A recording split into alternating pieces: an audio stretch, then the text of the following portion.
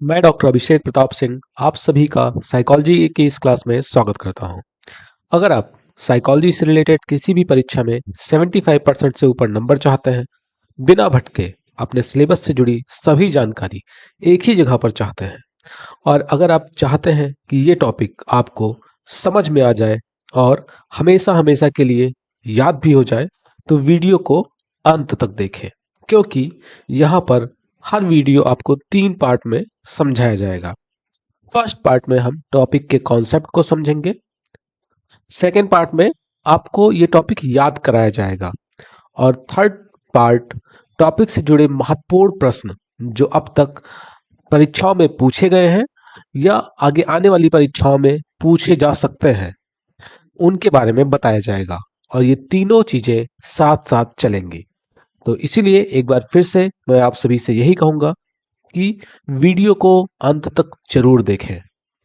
तो चलिए स्टार्ट करते हैं आज की। स्वागत है आपका हेल्थ साइकोलॉजी की इस क्लास में। और आज की क्लास में हम बात करेंगे पुरानी और घातक बीमारियों के बारे में, जो कि आपका फोर्थ यूनिट है। और इसमें क्रॉनिक एंड टर्मिनल इलनेस की बात की जाएगी। इससे पहले 4 यूनिट और 3 यूनिट कंप्लीट हो चुके हैं, जिनका वीडियो आप प्लेलिस्ट में जाके देख सकते हैं। और जो भी ऐसे स्टूडेंट हैं जिनके सिलेबस में हेल्थ साइकोलॉजी का पेपर है, चाहे वो बीए में हो या एमए में हो या किसी अदर एग्जाम की तैयारी कर रहे हो, बट हेल्थ साइकोलॉजी है तो आपके लिए ये क्लास इंपॉर्टेंट है। ठीक, बार बार कमेंट में पूछने की जरूरत नहीं है। डायबिटीज, या जिसे हम मधुमेह या शुगर के नाम से जानते हैं, अब ये होता कैसे है, तो इसको हम थोड़ा सा पहले समझते हैं। जैसे ये होता है ह्यूमन बॉडी। ह्यूमन बॉडी में आप देखो तो ये पैंक्रियाज ग्लैंड से दिखाया था, ये आपका पैंक्रियाज है। और इसमें से एक हार्मोन्स का स्राव होता है। हार्मोन्स, कौन सा हार्मोन्स का स्राव होता है? यहाँ पर इंसुलिन का स्राव होता है। आप देख सकते हो इसमें ग्रंथि, पैंक्रियास। ये पैंक्रियास में क्या बताया गया कि ये आमाशय के नीचे स्थित होता है। और ये अंतःस्रावी और बहिःस्रावी दोनों ग्रंथियों का काम करता है। अब यहाँ पे क्या होता है, ये बात हार्मोन्स में बात की जाए तो इसमें से इंसुलिन का अधिक मात्रा में स्राव होता है, जो कि काम क्या करता है, इंसुलिन रक्त में चीनी की जो मात्रा है उसको नियंत्रित करता है, उसका ऑक्सीकरण करता है, ऑक्सीडेशन करता है। अब जैसे इंसुलिन ऐसे समझिए कि अ, लेकिन क्या होता है कि कई बार ऑक्सीटोसिन, जो ये इंसुलिन है, इंसुलिन की मात्रा कम हो जाती है। क्रॉनिक डिजीज होने पे इंसुलिन की मात्रा कम हो जाती है। तो फिर जो जिस तरीके से आपका शुगर का ऑक्सीकरण होना चाहिए वो नहीं हो पाता है। आप इसको ऐसे समझो कि एक गैस है, ठीक है। आप समझो कि एक गैस है जहाँ पे आग जल रही है, ठीक है। और ऊपर एक कोई बर्तन रखा हुआ है,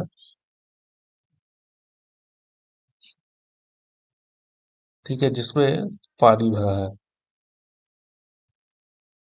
अब यहाँ से ऊपर से थोड़ा सा और पानी डाला जा रहा है इसमें,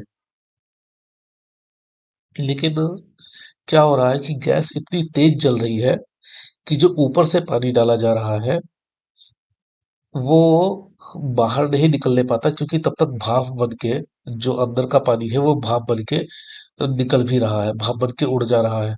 तो जो ये पानी डाला जा रहा है इसका असर नहीं पड़ रहा है। अब लेकिन अगर गैस धीमी हो जाती है, इसकी आंच धीमी हो जाती है, तो क्या होगा कि पानी उतना अच्छे से उबलेगा ही नहीं। तो जो एक्स्ट्रा पानी है वो क्या होगा, जो पानी डाला जा रहा है वो फिर वो बाहर निकलने लगेगा, ठीक। और इधर-उधर फैलने लगेगा। अब सेम चीज यहाँ पे होता है। पैंक्रियाज में क्या होता है कि आप इसको समझो, ये इंसुलिन है, ये इंसुलिन है। और ये आपका पैंक्रियाज है, ठीक। और ये आपका ग्लूकोज या शुगर कह सकते हो, ठीक। अब ग्लूकोज हम कुछ भी खाते हैं तो ग्लूकोज तो हमें मिल ही रहा है, शुगर तो हमें मिल ही रहा है। लेकिन जो इंसुलिन है उसका स्राव कम हो गया, मतलब ये जो गैस है वो धीमी हो जाए तो क्या होगा? जो पहले से यहाँ पे भरा है वो भरा ही रह जाएगा और ऊपर से और बढ़ता जाएगा, बढ़ता जाएगा, बढ़ता जाएगा। तो फिर इससे क्या होगा कि जो शुगर बढ़ा हुआ शुगर फिर बाहर निकलने लगेगा, फिर इधर उधर फैल के प्रॉब्लम क्रिएट करेगा। ठीक। तो आई थिंक आप समझ गए होंगे। तो मधुमेह की बात की जाए, मधुमेह एक क्रॉनिक डिसऑर्डर है जो शरीर जिसमें शरीर पर्याप्त मात्रा में इंसुलिन का उत्पादन नहीं कर पाता है, या उत्पादित इंसुलिन का प्रभावी ढंग से उपयोग नहीं कर पाता है। मतलब इंसुलिन की कमी हो जाती है, तो जो ऑक्सीकरण होना चाहिए था शुगर का, वो ऑक्सीकरण नहीं हो पाता, इकट्ठा होने लगता है, जिसके बाद फिर डायबिटीज हो जाता है। इंसुलिन वह हार्मोन है जो रक्त शर्करा को कोशिकाओं में ऊर्जा के रूप में उपयोग करने में मदद करता है। ठीक। अब इसके बाद और ये जो इंसुलिन कमी होती है, आपका शुगर बढ़ता है, डायबिटीज होता है, सबसे ज्यादा अगर उसके पीछे कोई रीजन है तो वो है स्ट्रेस। स्ट्रेस एक बहुत बड़ा रीजन है एग्जाइटी, सॉरी, ये शुगर के पीछे। आप देखो यहाँ पे टाइप 1 बताया गया है, डायबिटीज दो टाइप के होते हैं, टाइप 1 और टाइप 2। इसे इंसुलिन डिपेंडेंट डायबिटीज भी कहा जाता है। यहाँ कारण क्या है इसका? ये एक इम्यूनो डिसऑर्डर होता है, ऑटो इम्यून डिसऑर्डर, जहां पर इम्यून सिस्टम उन कोशिकाओं की बीटा सेल को नष्ट कर देता है जो इंसुलिन बनाती है। मतलब जो चीजें इंसुलिन बना रही थी उन्हीं को नष्ट कर दिया। कौन नष्ट कर देता है? Auto immune disorder. ये बीटा सेल्स को नष्ट कर देता है, और जब बीटा सेल्स नष्ट हो जाती है तो इंसुलिन बनता ही नहीं है। जब इंसुलिन बनेगा ही नहीं तो आप यहाँ पे देख सकते हो फिर क्या होगा। और इसका फिर असर क्या दिखता है कि यह अक्सर बचपन या किशोरावस्था में होता है। इसमें रोगी को जीवित रहने के लिए बाहरी इंसुलिन इंजेक्शन की आवश्यकता होती है, फिर हमें बार बार डॉक्टर के पास जाके इंसुलिन के टेबलेट्स लेने पड़ते हैं या इंसुलिन की सुई लेनी पड़ती है। दूसरा जो टाइप होता है वो होता है नॉन इंसुलिन डिपेंडेंट डायबिटीज। इसके पीछे जो लाइफ स्टाइल होती है वो इसका कारण है। इसमें इंसुलिन के प्रति रेजिस्टेंस हो जाता है, या पर्याप्त इंसुलिन नहीं बन पाता है। जैसे हम इतना हेक्टिक लाइफ स्टाइल, इतना फास्ट फूड, स्ट्रेस, सबका सब अंदर जा रहा है हमारे, और वो सारा चीजें अंदर जाकर जो इंसुलिन का स्राव है उसको रोक देते हैं, उसको बनने ही नहीं देते हैं। फिर मोटापा, फिर शरीर ये निष्क्रियता, मतलब एक्टिव नहीं रह जाता है उतना, और खराब आहार, ये सब दिखने लगता है। अब देखो आजकल के टाइम पे तो जो यंग यंग जनरेशन है उनको भी क्या हो रहा है कि डायबिटीज हो जा रहा है। ठीक है। फिर अगर हम हेल्थ पर प्रभाव देखें तो मधुमेह का शरीर के अलग अलग अंग पर प्रभाव पड़ता है, जिससे कार्डियोवास्कुलर कॉम्प्लिकेशंस आ जाते हैं, हृदय रोग और स्ट्रोक, मतलब हार्ट अटैक का खतरा बढ़ जाता है। कई बार शुगर की वजह से रेटिनोपैथी, यानी आंखों की जो रक्त वाहिकाएं होती है, नलिकाएं होती है, उनको नुकसान पहुंचाता है। अगर बहुत ज्यादा बढ़ जाए तो अंधापन जैसा चीज आ जाता है। फिर किडनी फेलियर की भी एक मुख्य कारण कई बार मधुमेह ही होता है। न्यूरोपैथी, हाथ पैरों में सुन्नपन रहना, घाव जल्दी नहीं भरते हैं, जिनको शुगर होता है उनको जल्दी घाव नहीं भरते हैं, फिर उनको ऑपरेशन ऑपरेशन के लिए भी कई बार मना कर दिया जाता है। कोग्निटिव डाइफंक्शन, लंबे समय तक मधुमेह रहने से कई बार याददाश्त या कंसंट्रेशन पर भी असर पड़ता है। अब इसमें क्या कर सकते हैं, इसका प्रबंधन कैसे कर सकते हैं? तो मधुमेह का प्रबंधन पूरी तरीके से रोगी के व्यवहार पे डिपेंड होता है, जिसे टाइलर ने बहुत कठिन माना। मतलब इसमें रोगी का सबसे मेन तो काम आता है कि उसका कॉग्निशन लेवल, रोगी को सोचने का जो पैटर्न है वो कैसा है, वो क्या प्रॉब्लमेटिक ज्यादा सोचता है, ज्यादा स्ट्रेस को बढ़ा के रखता है। अगर वो चीजें हैं तो फिर वो दिक्कत करेगा।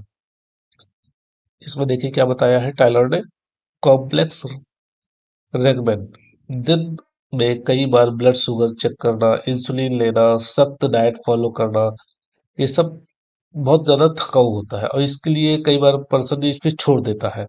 साइकोलॉजिकल डिस्ट्रेस, इसे डायबिटीज डिस्ट्रेस भी कहा जाता है। रोगी अक्सर अवसाद और चिंता का शिकार हो जाता है जिससे वह अपना ख्याल रखना छोड़ देता है। सोशल फैक्टर, सामाजिक समारोह में डाइट फॉलो करना कठिन हो जाता है और परिवार के सहयोग की कमी भी एक बाधा बन जाती है।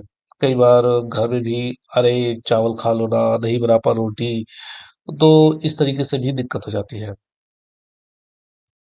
लैक ऑफ इमीडिएट सिम्टम्स, लापरवाही का बुरा असर तुरंत तो दिखता नहीं है, इसलिए रोगी अक्सर कई बार पहचान ही नहीं पाता है कि उसको शुगर हो गया है। अब इसमें इंटरवेंशन क्या होती है?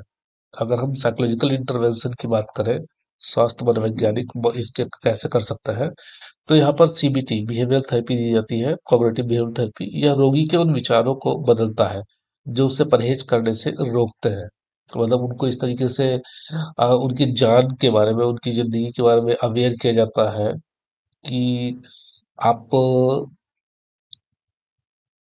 जिंदा रहना कितना जरूरी है और जिंदा रहने के लिए आपको एक सही जिंदगी जीने के लिए आपको इन चीजों को फॉलो करना पड़ेगा उनके, और बार बार स्ट्रेस वाली सिचुएशन से बचना पड़ेगा, ज्यादा स्ट्रेस नहीं लेना है। इस तरीके से उनके थॉट को, पैटर्न को चेंज किया जाता है। जैसे एग्जाम्पल के तौर पे, ये थोड़ा सा हटके है इससे टॉपिक से, बट फिर भी आपके लिए इम्पोर्टेंट है। जैसे कई बार क्या होता है कि मेरे पास कुछ स्टूडेंट आता है कि पता चला वो उन्होंने अपने खुद को हार्म पहुंचा लिया, कट मार लिया हाथ पैर पे, कुछ घर की बातें नहीं अच्छी लगी, या फ्रेंड्स में, या आजकल तो छोटे छोटे बच्चों की भी वो बॉयफ्रेंड होने लगे हैं, गर्लफ्रेंड होने लगी है। तो उसने मुझसे बात नहीं किया इसलिए मैंने बॉडी पे कट मार लिया। तो उनको समझाना पड़ता है, उनको समझाना पड़ता है कि ठीक है, कैसे क्या समझाना पड़ता है। जैसे मेरे पास कई बार आता है तो मैं उनको ये समझाने की कोशिश करता हूँ कि देखो, अगर आपका इस दुनिया में अगर कोई है, और मैं आप लोगों से भी ये कहना चाहूंगा कि अगर आपका इस दुनिया में आपके अलावा सबसे पहला कोई है, तो वो आपकी बॉडी है। जब तक आपकी बॉडी है तब तक ही आप इस दुनिया में हो। जिस दिन आपकी बॉडी नहीं रहेगी, जैसे वो एक स्टूडेंट आया, मैंने कहा कि मान लो अभी तुम्हारा गला काट दिया जाए, गला, तुम्हारा सर ही नहीं रहा, तुम ही नहीं रहे, तो तुम्हारा फ्रेंड बचा इस दुनिया में? मतलब तुम ही नहीं रहे तो फिर काहे का फ्रेंड, काहे के माता पिता, और कैसे टीचर्स, कैसे कोई कोई रिलेशन ही नहीं बचेगा। तो सबसे जरूरी क्या है कि खुद को स्वस्थ रखना, खुद की बॉडी को सही रखना। तो फिर वहां से उसको समझ में आया कि हाँ नहीं नहीं, ये बात तो सही है, और उसने उसके बाद कटआउट मारना बंद कर दिया। अगला देखें, सेल्फ मॉनिटरिंग ट्रेनिंग, रोगी को सिखाना कि वह अपने ग्लूकोज लेवल और डाइट का कैसे रख रखाव करे, कैसे अपने शरीर के पैटर्न को समझे। सोशल सपोर्ट, परिवार के सदस्यों को शामिल करना ताकि वे रोगी पर दबाव डाले, और दबाव डालने की, सॉरी, की बजाय उसे प्रोत्साहित करें। मोटिवेशनल इंटरवेंशन, कई बार रोगी के अंदर यह प्रेरणा जगाना कि वह अपनी जीवनशैली को बदलना चाहता है और बदल सकता है। स्ट्रेस मैनेजमेंट, मेडिटेशन, योगा, ये सब चीजें भी कई बार इनको कम करती है, स्ट्रेस को कम करती है। जब स्ट्रेस कम होगा तो डायबिटीज भी कम होगा क्योंकि इंसुलिन की मात्रा बढ़ेगी। नेक्स्ट हम बात करें कॉरोनरी डिजीज की, जिसे हम हार्ट डिजीज के नाम से भी जानते हैं। कॉरोनरी हार्ट डिजीज, जिसे हम शॉर्ट फॉर्म में CHD कहते हैं। CHD एक ऐसी स्थिति होती है जिसमें हृदय की मांसपेशियों को रक्त पहुंचाने वाली जो धमनियां होती है, वो सख्त हो जाती है।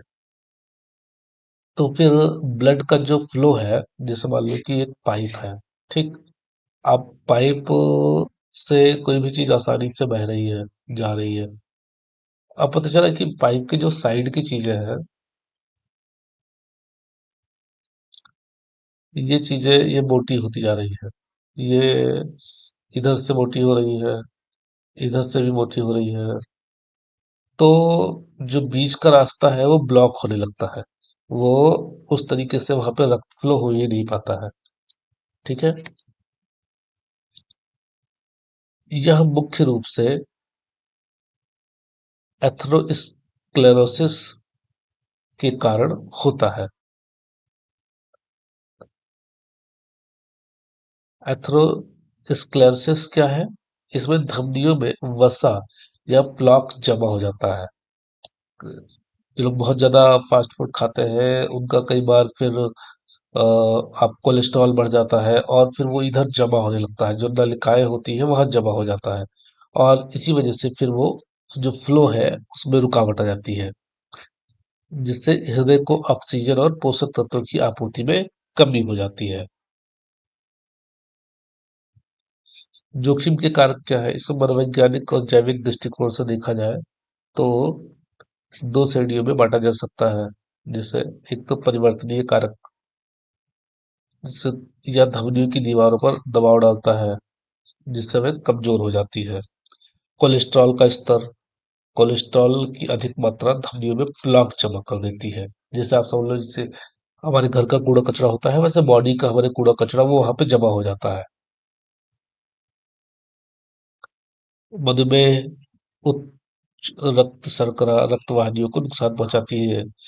फिर मोटापे से भी क्या हो जाता है, पेट की चर्बी, हृदय की चर्बी पर अतिरिक्त दबाव डालने लगती है। अगर लगातार कोई धूम्रपान कर रहा है तो उसकी वजह से भी दिक्कतें आती है। साइकोलॉजिकल बात करें तो जो टाइप ए बिहेवियर होता है, टाइप ए पर्सनालिटी वाले जो लोग बहुत ज्यादा प्रतिस्पर्धी होते हैं, अधीर होते हैं, मतलब पेशेंस नहीं होता है, हॉस्टाइल होता है, ऐसे स्वभाव वाले लोगों में सीएसडी का, ये हार्ट डिजीज का खतरा ज्यादा रहता है। ऐसे पर्सन जो स्ट्रेस बहुत लेते हैं, कार्यस्थल का तनाव, दीर्घकालिक पारिवारिक तनाव, इनसे भी स्ट्रेस, ये आपका हार्ट डिजीज के खतरे बढ़ जाते हैं। फिर जो लंबे समय तक एंजाइटी या अवसाद से ग्रसित रहते हैं और सामाजिक अलगाव की स्थिति में रहते हैं, तो ये चीजें दिखाई देती है। एथेरोस्क्लेरोसिस में क्या होता है, आप देखिए, यहाँ पर पहले तो ये हेल्दी सिचुएशन में ऐसे इस तरीके से, फिर जो प्लॉक जमते हैं, प्लॉक, ये देखिए इधर से प्लॉक जम रहा है, इधर से प्लॉक जम रहा है, और ये फिर उनकी स्थिति और ज्यादा ही बढ़ जाती है, तो फिर वो ब्लॉक कर देते हैं, जहाँ पे फिर ब्लड इकट्ठा होने लगता है। इसकी रोकथाम क्या है? बिहेवियरल इमरजेंस, जिसकी बात हमने फर्स्ट या सेकेंड यूनिट में की थी, उस पे हम वो डालते हैं ध्यान कि जो बिहेवियरल इमरजेंस है, सकारात्मक व्यवहार है, उनको हमें बढ़ाना है। स्वस्थ आहार लेना है, नियमित व्यायाम करना है, धूम्रपान को रोकना है। माध्यमिक रोकथाम, इसमें यदि मौजूदा कारक, नियमित जांच, रक्तचाप को नियंत्रित करना, वजन प्रबंधन करना। सीएसडी के लिए और क्या कर सकते हैं? चिकित्सा प्रबंधन कर सकते हैं, दवाइयाँ टाइम पे लेना, कोलेस्ट्रॉल के लिए ये यहाँ पर कुछ चीजें बताई गई हैं जो अक्सर डॉक्टर देते हैं, वो यहाँ पर नोट किया गया है, लेकिन इसको कभी भी बिना डॉक्टर की प्रिस्क्रिप्शन के खुद से नहीं लेना है कि आप यहाँ पे पढ़ लिए गए और मेडिकल शॉप से दवा लेने लगे। जब प्रॉब्लम ज्यादा हो जाती है तो कई बार सर्जरी होती है। आपने सुना होगा कि कभी ना कभी अपने आसपास में सुना होगा कि अरे इनकी तो बाईपास सर्जरी हुई है, या इनकी तो एंजियोप्लास्टी हुई है।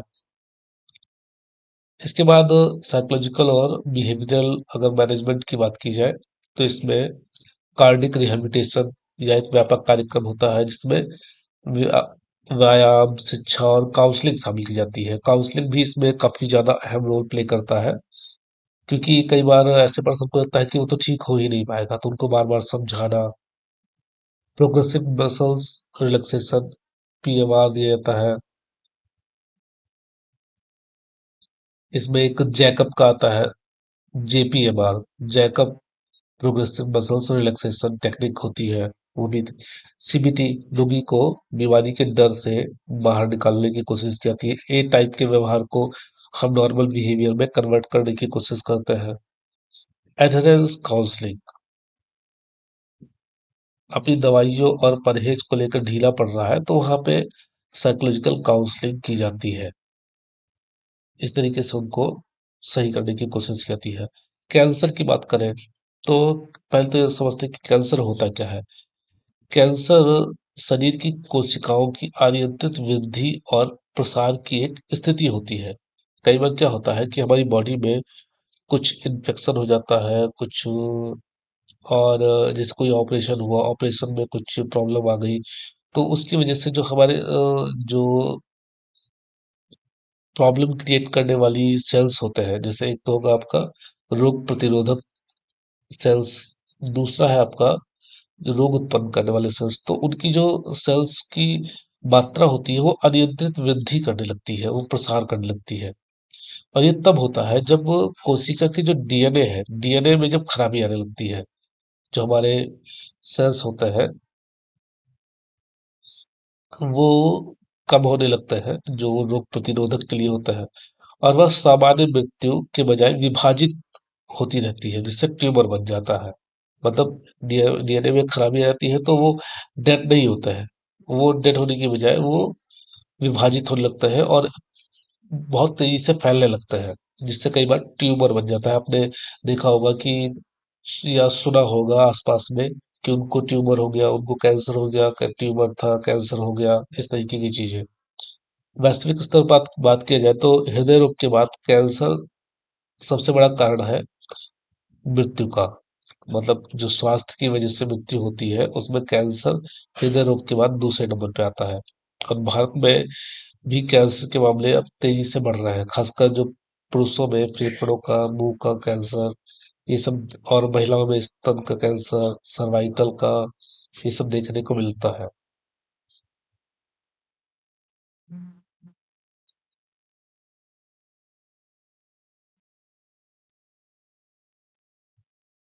तो टाइलर ने यहाँ पे बताया कि अ, जैसे जैसे देशों की अर्थव्यवस्थाएं सुधरती है, संक्रामक रोगों की जगह कैंसर जैसे जीवन शैली वाले रोग बढ़ते हैं।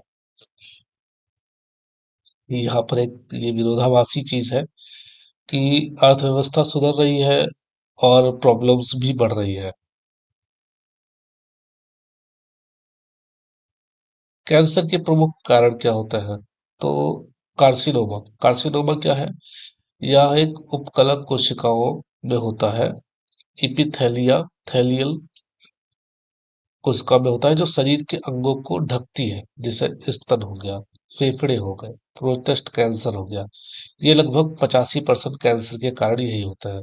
फिर सार्कोमास, सार्कोमास ये संयोजी ऊतकों, जो कनेक्टिंग टिश्यूज होते हैं, जैसे हमारी मांसपेशियां हो गई, हड्डियां हो गई, उपास्थि हो गई, इसमें होता है। ल्यूकेमिया, ल्यूकेमिया ये रक्त में बहने वाली कोशिकाओं का कैंसर होता है, जिससे श्वेत रक्त कोशिकाओं की संख्या असामान्य रूप से बढ़ जाती है। फिर लिम्फोमा, ये प्रतिरक्षा प्रणाली की कोशिकाओं और लिम्फ नोड्स में होता है।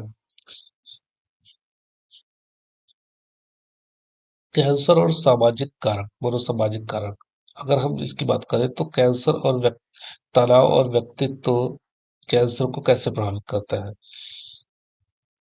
शोध बताते हैं कि तनाव वाली स्थिति जो होती है, कि आधुनिक और पुराना तनाव सीधे तौर पर कैंसर पैदा नहीं करता, लेकिन यह साइको न्यूरो इम्यूनोलॉजी पीएनआई के माध्यम से नेचुरल किलर सेल्स की गतिविधि को कम कर देता है।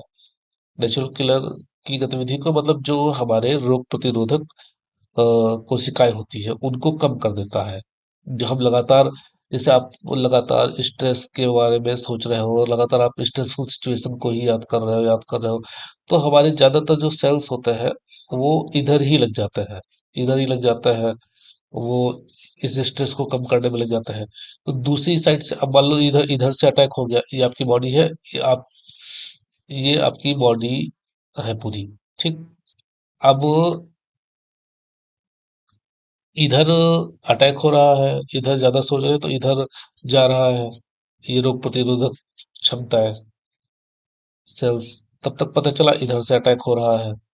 तो ये चीजें क्या होती है कि फिर धीरे धीरे करते करते करते करते वो चीजें लंबे स्तर पर जाने पे वो शरीर में कैंसर की जो कोशिकाएं हैं वो उनको मार नहीं पाती है और उनकी संख्या बढ़ने लगती है।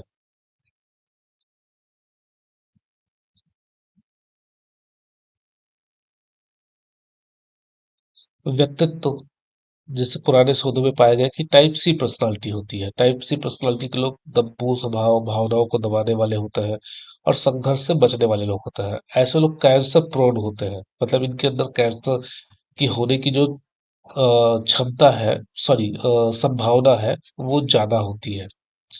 सामाजिक समर्थन, जिन मरीजों के पास मजबूत पारिवारिक स्थिति और सामाजिक आर्थिक स्थिति नहीं होती है, उनके रिकवरी की संभावना उतनी अधिक नहीं होती है, जबकि जिनकी अधिक होती है, वहां पर देखिए उनकी रिकवरी की संभावना यहाँ पे बताई गई है कि अधिक होती है।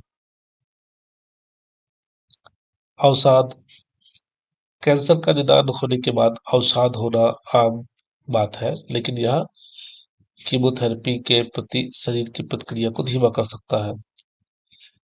लेकिन जब उसके लिए फिर सीबीटी और काउंसलिंग बहुत काम आता है, वहां पर इन चीजों से जो कैंसर के पोस्ट सिम्टम्स रहे हैं ठीक होने के बाद, वो आसानी से रिकवर हो जाते हैं।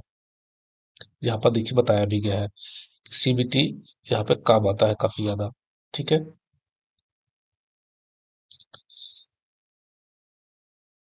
कैंसर से के साथ समायोजन और मुकाबला कैसे कर सकते हैं, यहाँ पर आप देख सकते हैं, ये सब बहुत आम चीजें हैं, इसको आप स्क्रीनशॉट लेके पढ़ लीजिएगा, वरना क्लास वैसे ही काफी लंबी हो गई है।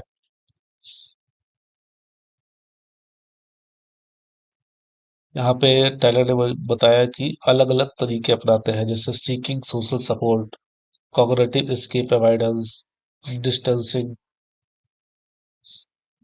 पॉजिटिव रिप्रेजल, संज्ञानात्मक थेरेपी की बात हमने की।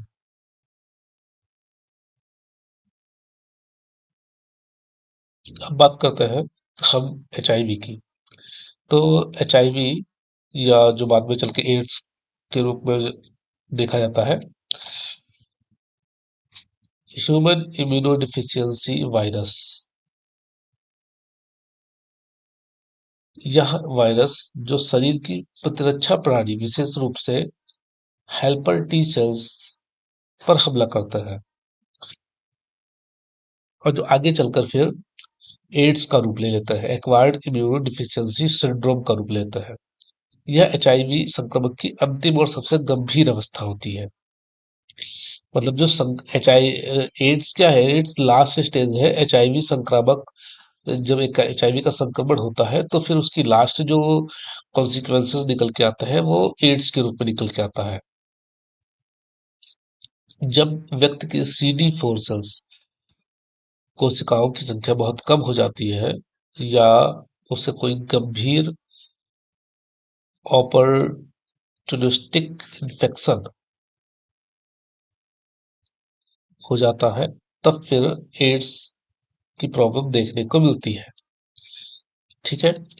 अब इसमें होता क्या है कि ऐसी सिचुएशन में जब पर्सन को कोई भी प्रॉब्लम हुई, जैसे हम अगर हम लोगों को सर्दी जुकाम खांसी या ऐसा बुखार उखार कुछ भी होता है, तो हम दवा लेते हैं, ठीक हो जाता है। लेकिन जिनको जो एचआईवी इन्फेक्टेड लोग होते हैं, उनको अगर ऐसी कोई भी प्रॉब्लम होती है तो वो सही नहीं होती है। वो फिर धीरे धीरे धीरे धीरे वो बढ़ती ही जाती है, बढ़ती ही जाती है। फिर उसके लिए बहुत अच्छे से ट्रीटमेंट और देख रेख और साइकोलॉजिकल देख रेख ज्यादा जरूरी होती है। आप सोचिए कि आप को सिर्फ इनका टेस्ट करवाना हो, टेस्ट का नाम सुनते ही ब्लड प्रेशर बढ़ जाता है और स्ट्रेस बढ़ जाता है। लाइक अभी मैंने कुछ दिन पहले एक टेस्ट करवाया था, एलर्जी टेस्ट, जिसमें एक टेस्ट था कैंसर का टेस्ट। अब वो ऐसा कोई सिम्टम्स नहीं था, लेकिन फिर भी एक अजीब सा डर लग रहा था, अरे यार कहीं कुछ रिपोर्ट में आ गया तो, कहीं कुछ निकल आया तो।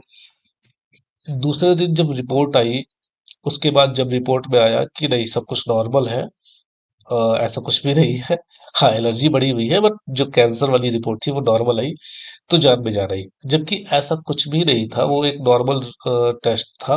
बट फिर भी एक उसका नाम सुनते ही अपने आप में एक टेंशन बढ़ जाती है। अब सोचो कि जिनको वो प्रॉब्लम्स हो रही है, जिनको एड्स है या जिनको कैंसर है, उनके साइकोलॉजिकल जो थॉट प्रोसेस है, वो क्या होगा, वो किस हद तक परेशान होते होंगे।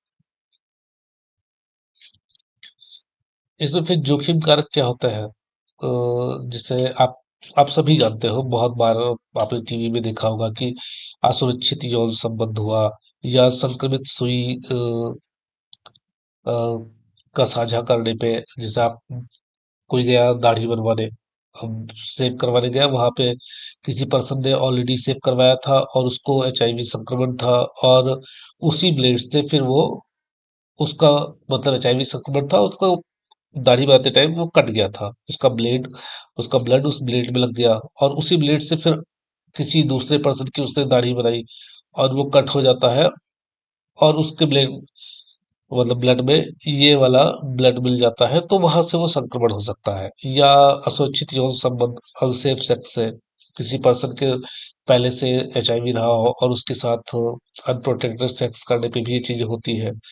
माँ से बच्चे में भी हो जाती है।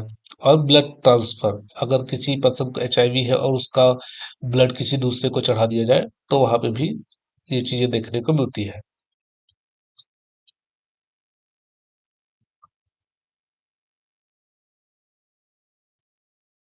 कई बार अब इससे होता कैसे है, तो जैसे कई बार जब व्यक्ति बहुत ज्यादा नशीले दवाओं या इनके प्रभाव में होता है, तो फिर ऐसे कई बार वो निर्णय ले लेता है जो कि उस बाद में जाके उसको ही नुकसान पहुंचाते हैं। एचआईवी का प्रभाव देखा जाए तो ये प्रतिरक्षा प्रणाली का विनाश कर देता है। जो टीबी जिसे संक्रामक रोग, जैसे टीबी निमोनिया से लड़ने की जो क्षमता है वो खो देता है, वो फिर बढ़ता ही जाता है, जैसे मैंने बताया।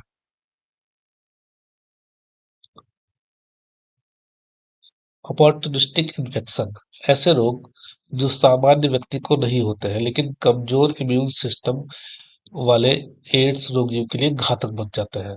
मतलब मैंने बताया ना, कोई भी एक सर्दी जुकाम भी है तो सामान्य पर्सन दवा लेगा ठीक हो जाएगा, लेकिन इनको क्या होता है, इनको निमोनिया तक हो जाएगा।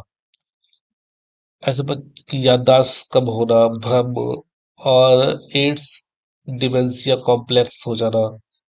मनोवैज्ञानिक प्रभाव क्या रहता है, डिप्रेशन, एंजाइटी।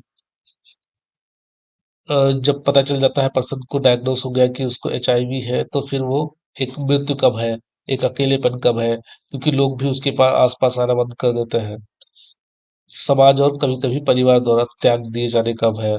गिल्ट, अगर मान लीजिए कि वो पर्सन क्योंकि एचआईवी संक्रमित हो गए, अब चाहे वो कोई पर्सन सुई की वजह से हुआ हो या इन्फेक्टेड ब्लड चढ़ाने की वजह से हुआ हो, पर दिमाग में क्या जाता है, सबको एक थॉट जाती है कि इसने जरूर अनप्रोटेक्टेड सेक्स किया होगा किसी के साथ। तो एक जो सोशल, एक अपराध, एक जो सोशल आइसोलेशन भी हो जाता है वहां पे, एक समाज के नजर में एक गिरावट आ जाती है।